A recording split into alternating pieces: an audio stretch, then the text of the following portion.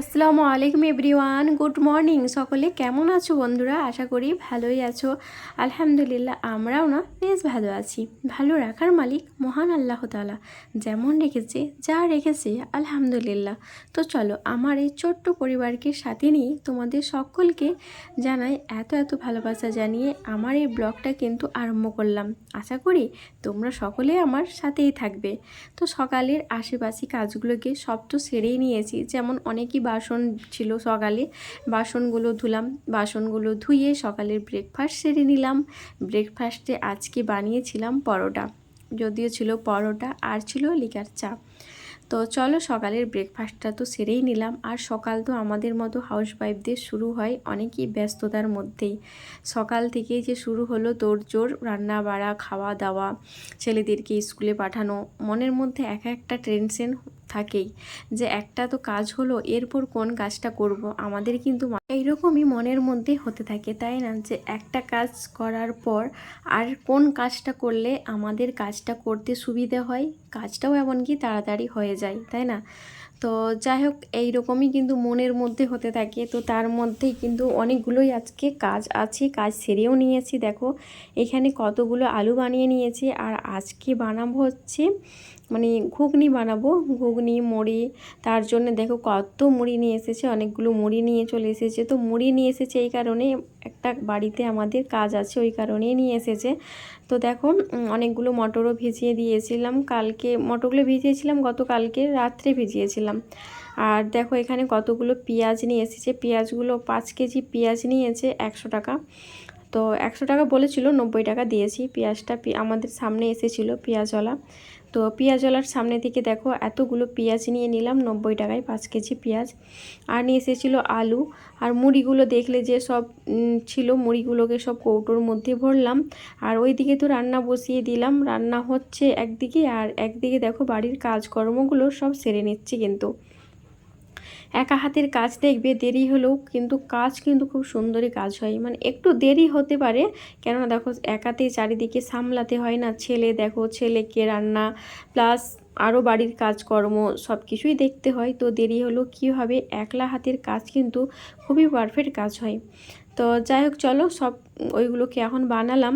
আর এই যে দেখছো পটল আলুর তরকারি, এটা কিন্তু মা দিয়েছিল গতকালকে, এসেছিলো নিয়ে এসেছিলো, তো রেখে দিয়েছিলাম। ওটাকে এখন গরম করে নিচ্ছি, কেন নষ্ট হয়ে যাবে না না হলে।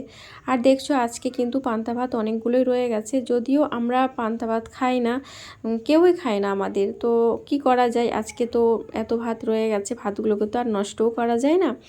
এত কষ্টের চালের ভাত, তাই না? মানে মা সিদ্ধ শুকনো করে তারপরে আমাদেরকে চালটা যে দেয়, কত কষ্টের মধ্যে চালটা হয়, তাই না? তো যাই হোক, এত রোদে চাল ধান সিদ্ধ শুকনো করতে হয়। তো যা নষ্ট আর করবো না, ওই ভাতগুলোকে সব খেয়ে নেব।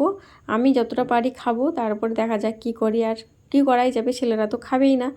তো আর এইদিকে দেখো, আর আদা রসুনটাকে পরিষ্কার করে ছিলে নিয়েছি, আদা রসুনটাকে পেস্ট করব বলে। আর বড় কুকারে কিন্তু রান্না করতে হবে, ঘুগনিটা তো অনেকটাই। তো আমাদের তো প্রেসার কুকারটা খুব একটা বড় না, একটু বড় প্রেসার কুকারের মধ্যে রান্নাটা করব, বুঝছো? তো চলো তার জন্যে কিন্তু যেতে হবে ছোটো কাকিমার বাড়িতে। ছোটো কাকিমার বাড়ি থেকে বড় সাইজের প্রেসার কুকারটাকে নিয়ে আসব। আর এইদিকে দেখো তোমাদের দাদাভাই নিয়ে এসে গেছে চিকেন। আজকে হবে চিকেন, লাল লাল ঝাল ঝাল করে চিকেন কষা করব। না না না, কষা করব না, কষা করলে আমার ছেলেদের তো খেতে তো একটু কষ্ট হয়ে যাবে না, কেননা ওরা একটু মানে ঝোল ঝোল টাইপের পছন্দটা একটু পছন্দ করে।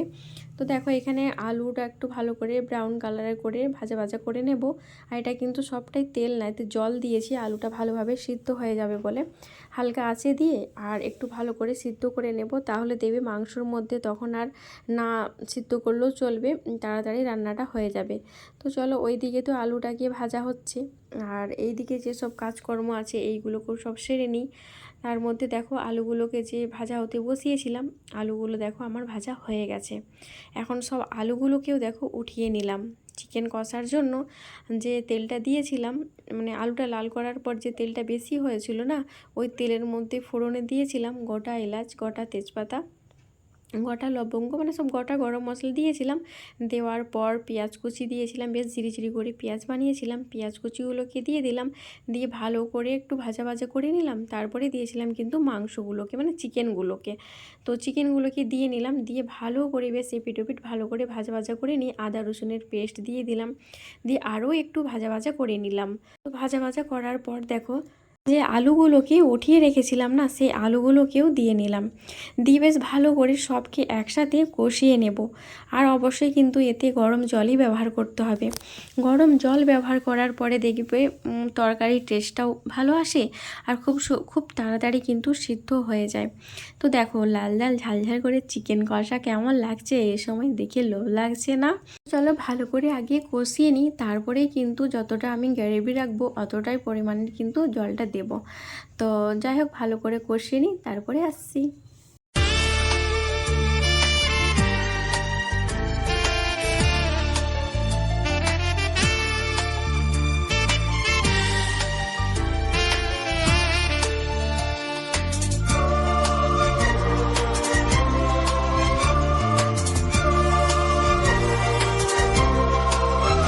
তো বন্ধুরা চিকেন আলুর লুক আমাদের কেমন হয়েছে। চিকেন আলুর তরকারি খেতে কিন্তু খুবই টেস্টি হয়েছিল।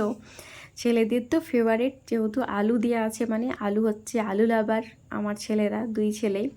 আর এই দিয়ে সাইডে দেখছো এই বড় সাইজের একটা কড়াই বসিয়ে দিলাম, মশলাটাও ভালোভাবে কষিয়ে নিয়েছি ঘুগনি রান্না করার জন্য।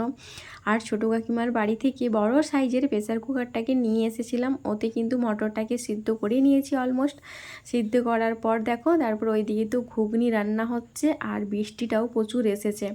তো রান্না করতে করতে এসে গেলাম একটু ছাদে, আর এই বৃষ্টির সময় ভিজতে না বেশ ভালো লাগে। তো যাই হোক একটু তো চলে গেছিলাম ছাদে রান্না বান্না বন্ধ রেখে, যে রান্না তো সারাদিন করতেই থাকবো তাই না। তো বৃষ্টিটা যে এসেছে, বৃষ্টিটাকে তো আর সব সময় উপভোগ করতে পারবো না না। তো আমাকে বৃষ্টিতে ভিজতে তো বেশ ভালো লাগে, ওই কারণে চলে গেছিলাম একটু ছাদে। ছাদে ছেলেকে নিয়ে একটু ভিজাভিজি করলাম, তারপরে স্নান সারলাম। স্নান সেরে এসে দেখো আমার এখানে রান্নাবান্না পুরো কিন্তু কমপ্লিট। তো রান্নাবান্নাতে যে দেখালাম চিকেন আলুর তরকারি করেছিলাম, আর এই যে ঘুগনি রান্না করে নিলাম। আর বিকালে কিন্তু একটু ফুচকা খেতে ইচ্ছে করছিল, তো ওই কারণে দেখো এখানে ফুচকা নিয়ে বসেও গেছি খেতে। ফুচকা দেখে তো জিভের জল, তাই না? আমার মেয়েদের কিন্তু ফেভারিট ফুচকো, তাই না? ফুচকা খেতে সবাই কিন্তু ভালোবাসে কম বেশি। তো যাই হোক বন্ধুরা, আজকের ব্লগটা কিন্তু এই পর্যন্তই। আল্লাহ হাফেজ।